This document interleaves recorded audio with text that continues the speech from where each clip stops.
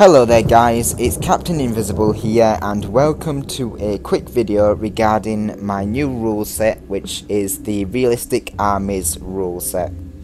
So, for this I'm going to use just the custom battles, just to show you some of the ideas I have for this rule set.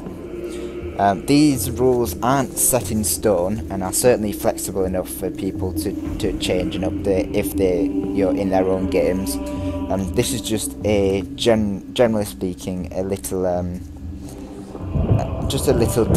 tester video, just to give you guys an idea of what my idea for this rule set was, and then allow you to go out and play some games with it and change any that you feel you need to. As always, feedback is always welcome, and if you find something that's a little bit wrong with the rule set, if it's imbalanced in some way, you can always get back to me and we'll find a solution to rebalance it. But this is just an idea of what I had for this rule set. So, the rule set, the armies themselves are going to be split into sections. So that's going to be 6 sections of units that fit in with the rules. So every army, you've got all your units here.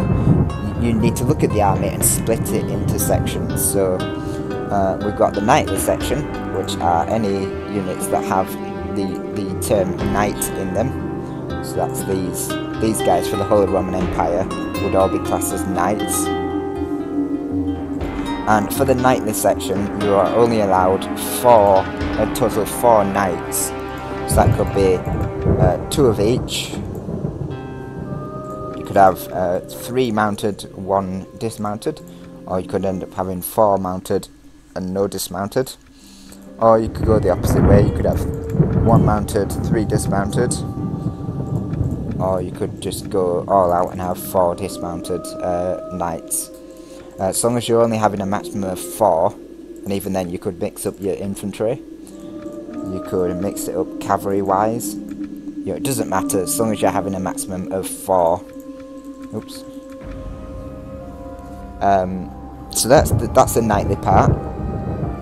So only a maximum of 4, and it's all these units that have knights in them, excluding the mailed knights, and I'll come on to them next. So the next section is the men-at-arms section, and I've included the mailed knights into the men-at-arms section purely because they're not strong enough to be part of the knight section. As far as the knight section goes, I think the feudal knights will be the lowest quality of knights that I will allow in armies. So if you've got anything below the feudal knight strength, then I will technically class that as being a men-at-arms unit. But you really have to, it's going to take a lot of cooperation on your part. You really have to think about it. I don't want you saying, oh, well, I've got some, say, Portuguese knights, and they're lower priced than the feudal knights, and they've got the same stats. So I'm just going to bring tons of them. I'm just going to bring those as my men-at-arms section. No, please don't do that, because in fact they're not worse than the feudal knights, because they've got more of a charge bonus. But the fact that they're cheaper is not a sensible way of thinking. What is like, let's see, probably, I don't know whether there's a unit that's actually lower than feudal knights that I would, higher than feudal knights that I would class as men-at-arms, except maybe in the Mongol section. Yeah, these Mongol heavy archers, your horse archers themselves will be classed in the men-at-arms section. And I think pretty much all horse archers will be classed as men-at-arms. So, yeah, that's the only unit I would allow above feudal knights to actually be classed in the men-at-arms section. But I think generally speaking, all others either don't have the term knight in them, or are lower than the feudal knights anyway. So Yeah, so mailed knights, men-at-arms, basically any cavalry below the feudal knights and that aren't classed as knights are men-at-arms. So the mounted sergeants are the same, and maybe even these merchant cavalry militia can be classed as men-at-arms, simply because even though they're poorly trained, they are the kind of merchants that have been able to afford armour and horses, which technically classes them as men-at-arms, I guess. For infantry, any sort of armoured sergeants and the sergeant spearmen will be classed as men-at-arms, as well as Zweihanders. If you're in a battle where you can get Zweihanders, they're men-at-arms. France, pikemen will be classed as men-at-arms. Vulture, the dismounted French archers are men-at-arms. The aventuriers, they can be classed as men-at-arms. The Scots Guard aren't, and I'll go over those later. Any guns, men-at-arms. For France, the gendarmes, which literally means men-at-arms, even though they're slightly better than the feudal knights, they're men-at-arms, because their name literally means men-at-arms, and it gives France the stronger men-at-arm cavalry than other factions. Lancers are not men-at-arms. I'm actually going to class them as knights, because they are they are strong cavalry, but they're kind of not very used anyway. But yeah, I'm going to class them as knights, because otherwise they'll be a bit too powerful. Other men-at-arms units are the Byzantines infantry, they're men-at-arms. Byzantine lancers, men-at-arms, and as I say, any horse archers are classed as men-at-arms for most factions. Whilst we're on the subject of men-at-arms and knights, actually, the Polish nobles are classed as knights. Any unit with noble in them are knights as well. So that includes Scotland's noble swordsmen and noble pikemen. They're classed as knights because they are the nobility. But as I say, sort of these Scots heavy pike militia, they're men-at-arms. And the other one was Milan. Milan's men-at-arms are men-at-arms, but I'm not going to class their broken lancers as men-at-arms. I'm actually going to class the broken lancers as knights. And there's a simple fact for this, and it is because when you allow broken lancers to be classed as the men-at-arms section, what you effectively do is you then give them 8 units of men-at-arms above the spearmen, and then you can allow them to have the mounted cavalry as men-at-arms, and then the Familia Ducale, they don't have your knights in them, so they're men-at-arms, and you end up getting this huge force that are technically men-at-arms, and then you can have 4 units of knights on top of that, and that just messes with the whole system. So all these units here for Milan, except for these guys, so the Broken Lancers and the Familia Ducale are all knights as well. So remember that. Milan is certainly going to be a powerful faction, even if this was the case. So yeah, all these units are men-at-arms. Other men-at-arms units are the sword and buckler men, the tertiary pikemen, and the probably the javelin men, the Gavars. They probably be classed as men-at-arms as well. Elite light infantry, yeah, they're probably men-at-arms as well. Basically, the men-at-arms section, it kind of forces you to think a bit more about what units are which. I'm going to leave that up to you guys, but please be sensible with it. Don't just assume that all non-units without the term knight in them are automatically men-at-arms. Just be sensible and think, well, hang on, this unit is, this unit was technically classed as a knight of its time. So basically just have a think about it, and if you're unsure, just ask, is it okay if I use this as a men-at-arms? Is it okay if I use this as a knight? Or do I have to use this as a knight, should I say? Just ask your opponent, and just be cooperative with them. There's no point in arguing or just breaking the rules just for sake of breaking the rules.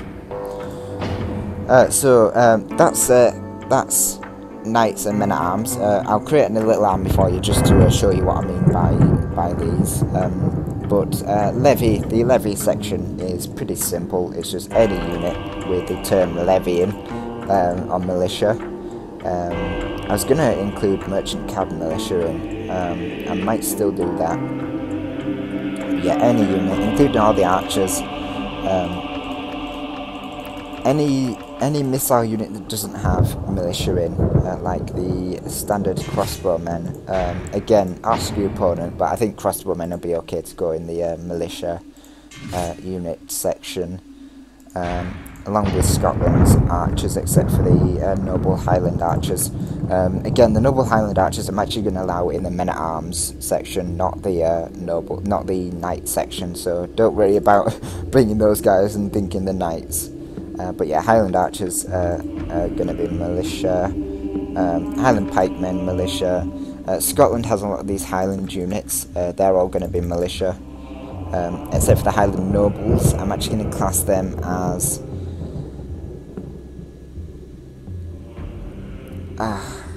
this one's hard because they are technically nobles, and I really want to class them in the knight section. But again, they're in a grey area. They're not that good anyway, so... If you want to bring them as men-at-arms, I will not hold it against you. But if you want to include them in the knight section, then you can do. Woodsmen, they're militia.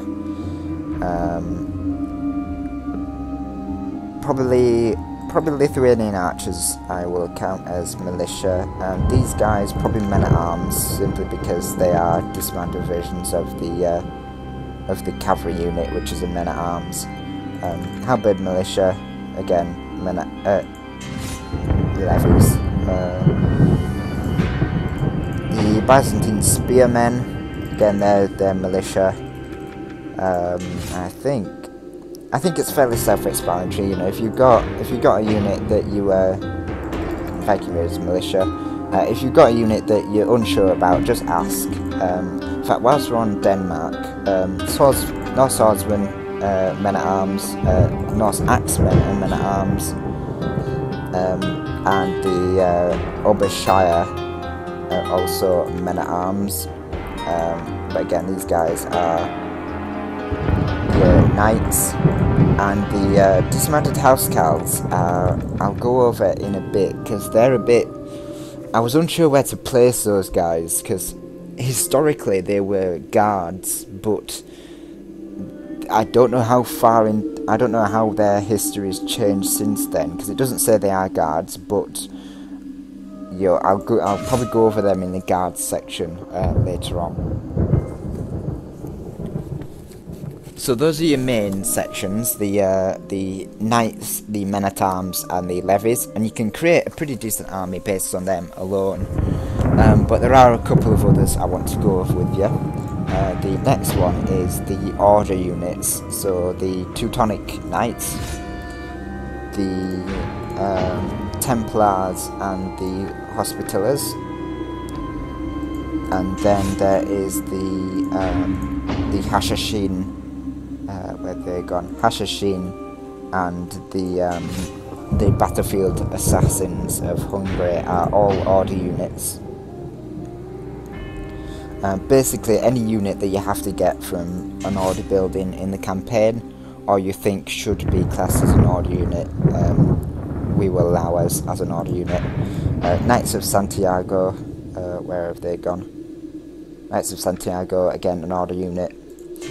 And the rule with the order units is you're allowed a maximum of 1 on top of your knightly choice. So for Spain, they are allowed 4 knights, so 4 chivalric knights, and then they are allowed one order unit, which is the Knights of Santiago, so they can have a maximum of 5 heavy cav, which is still pretty good for an army. But what that means is you can't have decent infantry. So if someone brought dismounted knights, they'd be able to beat your infantry hands down. Also, that is a very expensive cavalry roster, which you can't really afford to have in these types of battles. The one thing I wanted to mention as well is the Conquistadores. The Conquistadores do not have a place.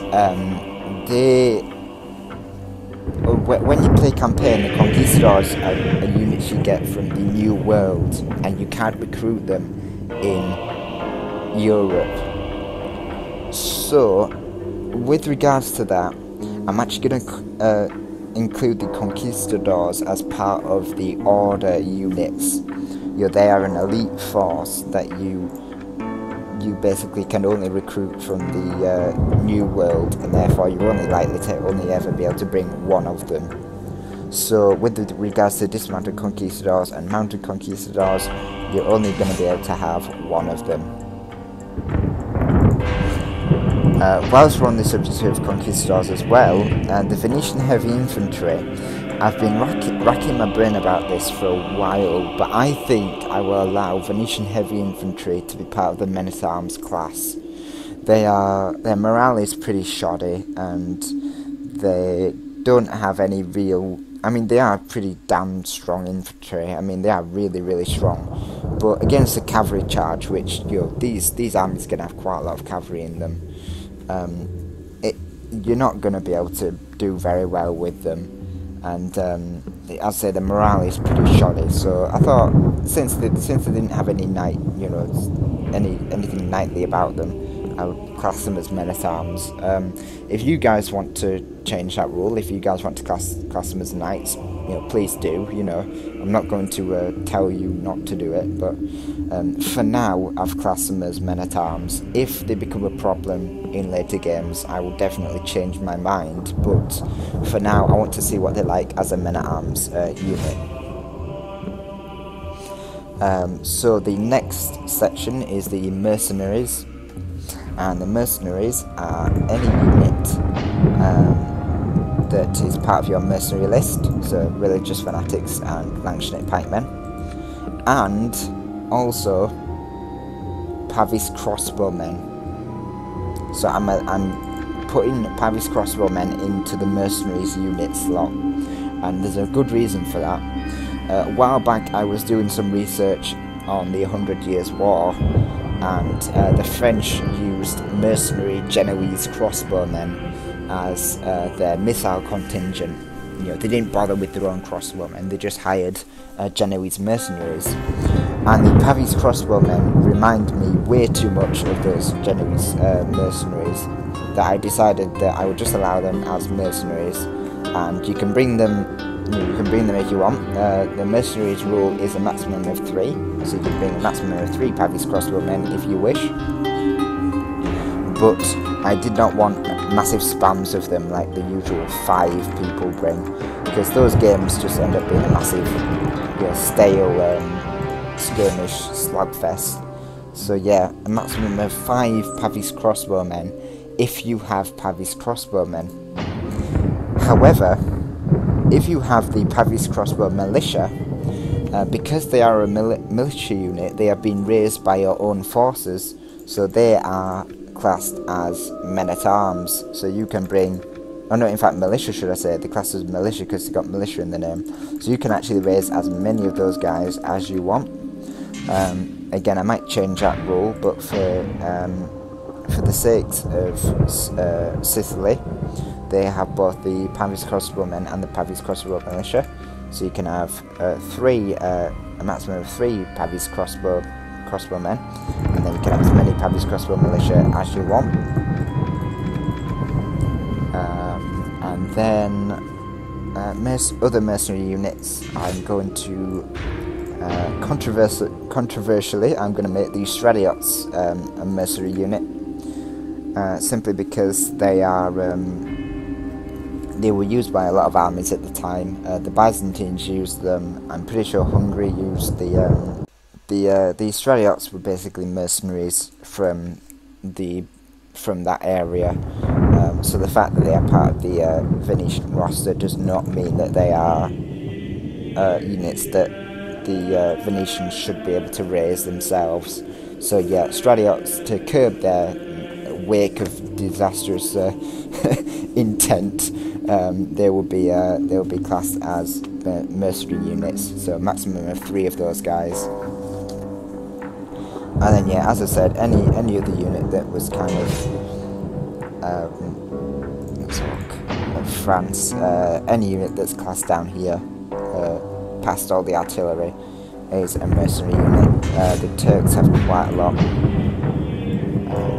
So yeah, the Armenian archers, the Afghan javelin men, the Alan Light Cav, Khwarezmian Cav, your Armenian Cav, they are all classed as mercenaries. So a maximum of 3 of those guys, if you please. And the only other section I need to discuss is the guard section. Now this one was a bit up in the air. I'll talk about Russia for this one, because this one was difficult. I said the Tsar's Guard I'm going to allow as knights, simply because they don't have a lot of other knightly units in their section. So yeah, the Tsar's Guard I'm allowing as knights, but the Druzina, their name says that they act as bodyguards for chieftains. Now, a bodyguard would technically be a general's bodyguard, but I've added this guard rule just to make sure that I curb the amount of guards that you can actually bring, simply because guards are the elite of the elite. You know, they're raised from the men-at-arms class to be that elite warrior to guard the generals and captains and chieftains. So you're allowed a maximum of 2 guard units on top of your 4 knights. So you can have 2 of these Druzina cavalry. The dismounted Druzina are also act as bodyguards for chieftains, so you'll have 2 of those guys. And I think that's everything. I don't think those guys are. Although the Dover cavalry in service to the local princes, so they might be classed as knights actually. Yeah, I might class Dover cavalry as knights. The Byzantines have the Varangian Guard. They are guards. Whilst we're on the Byzantine roster actually, the Latincon are knights, because the Latincon were Western knights fighting for the Byzantines. The Moors with their Christian Guard, I'm a bit sceptical whether to include these as guards or knights, because they're not technically guards. I think I'll include them as knights, simply because it says that they are knights as opposed to the elite guards of the Moors.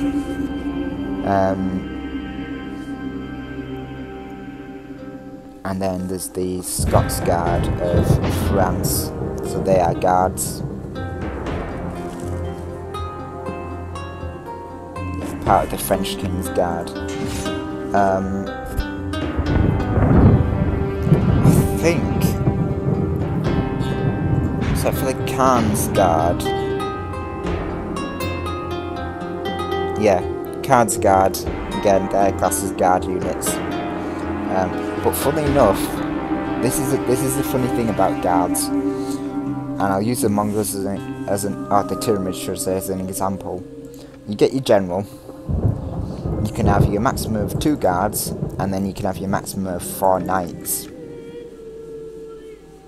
And then you can have any amount of missile cav you want. So what the guards does is it gives factions that actually have mounted guards more leeway. So in fact you could have, again, I showed you with the the Russians that you could actually have a maximum of 6 non-generals melee cav in this respect, and then you could actually have tons of these boyar sons, and then some sort of mounted cav, and some mounted archers. So you could really be very flexible with your cavalry components, which makes cavalry armies going to be quite dominant in this rule set.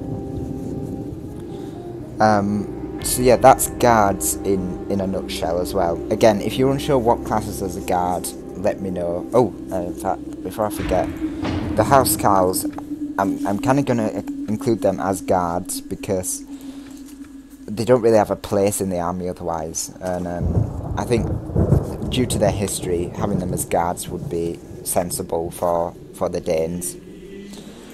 So yeah, that's the general gist. We'll go into the army creation and just go over some army compositions. Before I forget, artillery is going to be allowed, possibly just a maximum of 2, but I am going to allow artillery. I'm not sure whether I want to include elephants or not. That will be up in the air as of yet. And guns, I'm going to allow guns. They're going to be part of the men-at-arms class, and I'm not really going to restrict them, and you'll see why in a short while.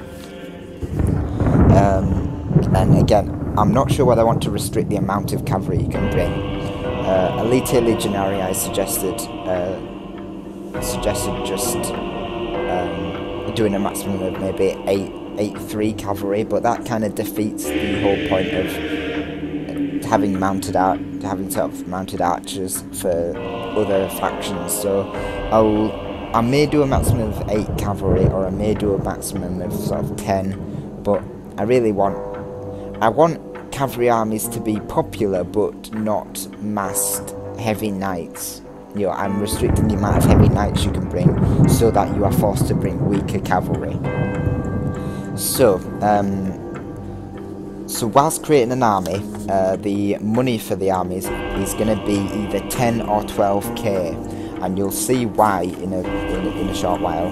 I don't say that a lot, but you will see why. So 10k is going to be our money, and we'll use the Holy Roman Empire as an example. So your general can be any unit at all. It won't affect the amount of units you can bring. So if you choose Imperial Knight, that won't shorten your knightly section, because he's classed as your general's bodyguard, even though he is a knight himself. So, but for the sake of it, I'm just going to bring a general's bodyguard. He's the safest place for your general to be, and it's one of the strongest units on the battlefield. So unless you're the Byzantines, whose general's bodyguard is generally rubbish, you're probably best just putting him in a general's bodyguard. Then we're gonna have our 2 mounted knights, and then our order unit, which is the Templars. Then we can have 2 units of dismounted knights, and then that's our full knight component and our order unit got. So we can only have some men-at-arms. Mercenary units, we can have our 3 Pavise Crossbowmen, and then we've only got 1,650 to spend, and we've still got quite a lot of sections left, so we might just want to get some cheaper units just to fill in the gaps. Probably some of these guys with armor upgrades, maybe some pikemen. You know, you can just get some pikemen. Yeah, you could just build an army like that, kind of just a small cheap army. You know, maybe some spear militia instead of the. Yeah, you could just get some cheap spear militia. You could fill up the army slots really easily, but a lot of your section is actually going to be peasants, and this is what I want from your armies. I mean, if you can get a full army of your decent troops, that's fine, but you're not going to have this elite core of heavy knights, this men-at-arms, and then this sort of lot of peasants the same way. So for the Turks, you might want to focus on cavalry. Sorry, I don't know when the recording stopped, but we're just going to create a little Turkish army. So you get your general, and you could have, you could probably skip knights altogether, and you could just go for your men-at-arms class Sepahis with some mounted Sepahis. You could get your probably 3 mercenary cavalry to act as heavy cavalry, and then you could just get some Turkmens. Saracen militia, I forgot to mention that these guys are classed as your militia units still. And yeah, you could have could sort of have some spear militia, I guess, and then maybe some foot archers or something, some Turkish archers. Basically, you can create a whole army of cavalry with the Turks. In fact, you could probably just literally go all out cavalry. Let's try that. Problem is they don't have a lot of these sorts of cavalry, so yeah, you could basically just go like a lot of cavalry for the Turks, and it's not going to be hindered by any sort of rule that says you can't do that. Because what's going to affect you is your money, because as you can see, I've got halfway through my army and I've already run out of money, so this is going to be a smaller army compared to the whole Roman Empire one was, simply because you run out of money. The Byzantines, they're quite good. Instead of having a general's bodyguard, I'd say you could just use a cataphractoi, then you could use more cataphractoi to do your knights. You could have a men-at-arms class Byzantine lancers, with probably some elite archers, and then you could just use up these guys as your infantry. If you didn't want decent missile cav, you could just bring some cheaper ones. You could basically just go wild with the Byzantines, because some of their units are just so cheap, and most of them are men-at-arms. This whole section here is men-at-arms, and these guys are your knights. So you've got your maximum of 4 knights, and then you've got your general. When if you didn't want these cavalry, you could probably bring mercenary cavalry. They're a hell of a lot cheaper. And then you could bring some cheap archers. Maybe just some archer militia. Basically, as I say, I just want you guys to. These rules and this money allows you to bring quite varied unit rosters that are not restricted by, that are only restricted by the amount of knights you can get, not the amount of cav. So it kind of allows you to bring these cheaper cav, but it forces you to really think about the units a little bit. So you kind of have to think, right, I've used up my elites now, so I have to use men-at-arms. In fact, there we are. No. So I've used my men-at-arms, my elite men-at-arms. Well, I've only got spearmen and axemen as men-at-arms, so I have to use those guys. And I've got 2,500 now. Do I want to use them on getting some crossbow militia, which I can get sort of loads of? Or do I want to spend more on infantry? I could bring sort of some infantry. Maybe you have to think about spending your upgrades and spending your money on troops, and you're probably never going to have a full army unless you just go for peasants. You could just fill up your army with peasants. Peasants become the filler units, and that's what this rule set is going to be all about. So yeah, just a quick overview. Your knights, you're allowed a maximum of 4 units of knights, and that's both mounted and dismounted.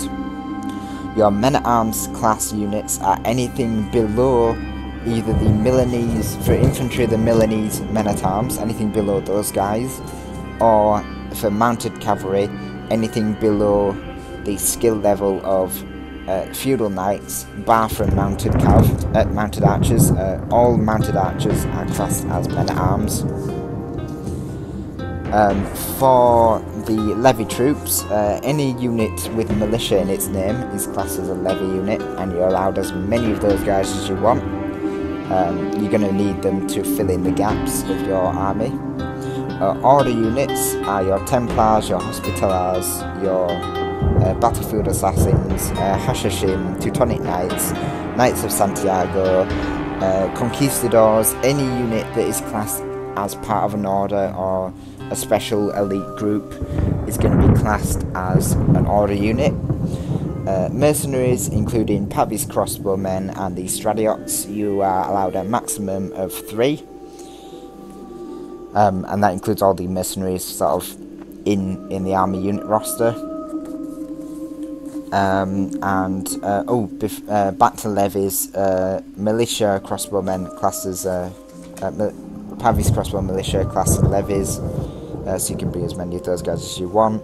And then guard units, which are your dismounted housecarls.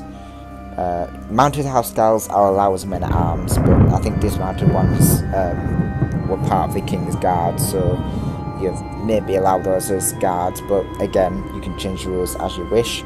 For engine guard, the Druzina of Russia, their men-at-arms, their guards, should I say. Scots Guard, those types of units, all guards. And then for Scotland, all the Highland units, the Highland Rabble, the Highlanders, Highland Pikemen, Highland Archers, all classed as levy troops. If you have any questions regarding these rules, please let me know. Otherwise, all I want you to do now is just get into a few games, have a few games, practice with these rules.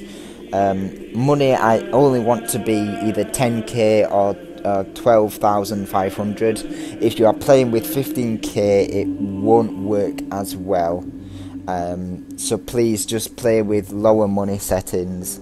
If you want to increase them slightly just to see how it goes, please do, but again, I don't think it'll work very well if you're using 15k money rules for these rules. So yeah, 10k's, as you've seen, is pretty hard to do, but is quite fun. 12,500 will allow you to do some upgrades maybe, but your 15k will get a bit ridiculous with all the cavalry you could bring to the table, so yeah, please bear that in mind. Artillery is allowed, guns are allowed if you're playing on all settings, guns will be allowed. These rules probably work better in early period, so you might want to test them in early period first, just to see how everything corresponds, just to practice with army settings and things, and then you can move on to earlier periods where you can, or later periods where you can start messing with your different sections as well. But for the most part, early periods are probably the best one to use. Just as a quick example, the Holy Roman Empire doesn't get that many units in early periods, so you get General's Bodyguard, your 4 knights, everything's basically settled for you. You've got your men-at-arms here. You have 4 of those. Your archers, you don't have to mess with Pavise Crossbowmen, you just have cheap crossbowmen. You've got men-at-arms, cavalry, and your mailed knights. And then you've got some cheap spearmen just to fill in the gaps. So you could really build quite a nice army with the early period settings on 10k. But as I say, it's completely up to you guys. Please feel free to play with the settings, change any of the rules if you want. If you don't want to allow Pavise Crossbowmen as part of the mercenary section, then you can put them in men-at-arms. But the whole point of that was to stop them from being spammed too much. Not that it matters if you're allowing cavalry to run rampant. As I say, I was thinking about doing a maximum of 8 cav rule, but I'm not too sure about that yet. It might restrict some of the cavalry heavy factions, so just think about it and you'll have a look. But in all honesty, I think just letting cavalry just leaving the cavalry as you can bring as many as you like will help the rules and help balance things out a little bit. So those were the rules, guys. So any questions, please leave them in the comments, but I shall leave you test out the rules, have fun with them, and as I say, if you find anything that's a bit unbalanced, please let me know. So thank you very much for watching and have fun.